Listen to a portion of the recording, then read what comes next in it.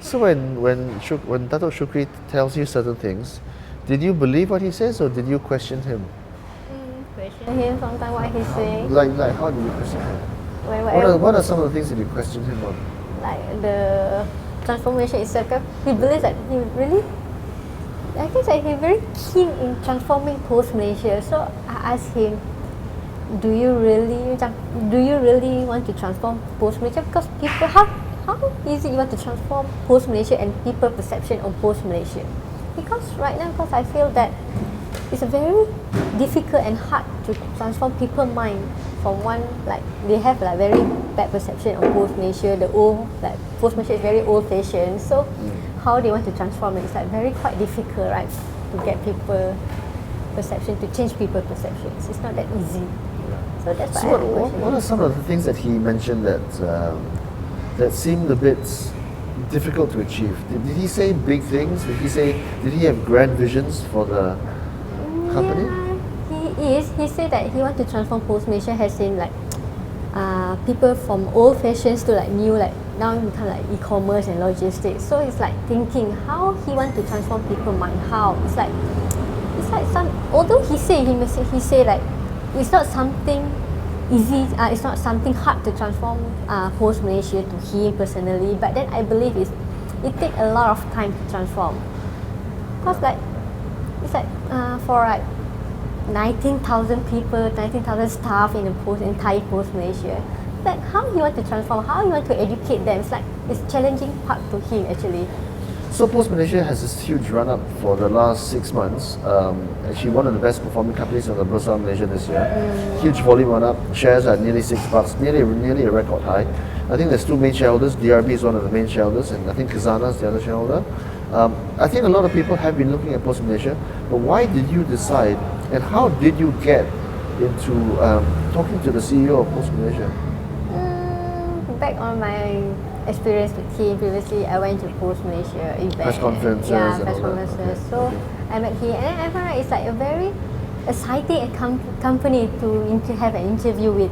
As in previously, personally, like I mean, like my father is a staff of Pos Malaysia. Oh, okay, so there's a personal element there. Yeah, it's a personal touch there. What does he do, your father? My father is a postmaster. Previously, he started as a postman itself. Okay. So he roll up until he became postmaster at one of the post office back in Penang. So from there, I feel like, hey, my father is a postmaster. Why don't I have an interview with the CEO to get an insight on Pos Malaysia? Did you tell Datuk Shukrie that your father was an employee? Yeah, I told him, and then he's like, hey, that's good. And then what's your father tell you about Pos Malaysia? It's like, oh, Pos Malaysia previously back in his years, like very old fashioned. Like people always believe that Pos Malaysia cannot perform well. I mean, like Pos Malaysia is like take time to perform with the old logo, and then like only the bird without an eye, or something like that. So like, should we say like, never mind, we transform it from time to time, see how it goes. And then I told my father, Dad, I got an interview with Pos Malaysia. How do you feel? And my father said, it's a good thing. Why did you ask him about my pension? Because Pos Malaysia pension is like very little. I mean, like. But that's one of the things, because I think staff pensions are one of the big, I think like, well, not expenses of any ongoing. So you see, Pos Malaysia is kind of like most government-linked companies, because they've got a social obligation and there's a commercial obligation as well. So pensions as well. You mentioned your father, 19,000 people, quite a big bill. Tenaga is the same thing, Telecom is the same thing, Maybank same thing. Did you think that Datuk Shukrie is the right man to navigate this very tricky mindful, because he's got a national obligation and a commercial obligation, right? It's a very tough job. Do you think he's the right man for it?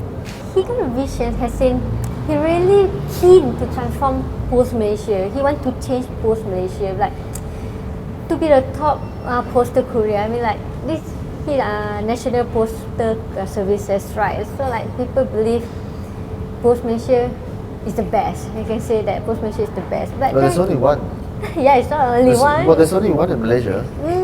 Yeah, it's only one. But then people got other choices too. But then he need to really transform it. How he want to go through is that he have to really plan out from one thing to another thing, and then to encourage people, to encourage his staff. That's what he has to do.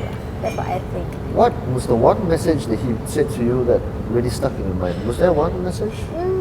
one message he says that whatever by hook or by crook, Pos Malaysia have to be transformed. Have to be transformed because what is the other side? Has What if he fails?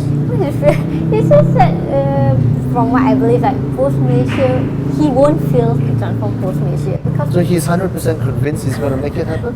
yeah, from what he said, I personally I feel that that's not going to happen because through the e-commerce booming, and then now he's like measuring to the like logistic, right? He got the class acquisitions too, so I believe in that. It's like Pos Malaysia can run up very good. For more on this story, pick up a copy of The Edge Weekly at all good newsstands.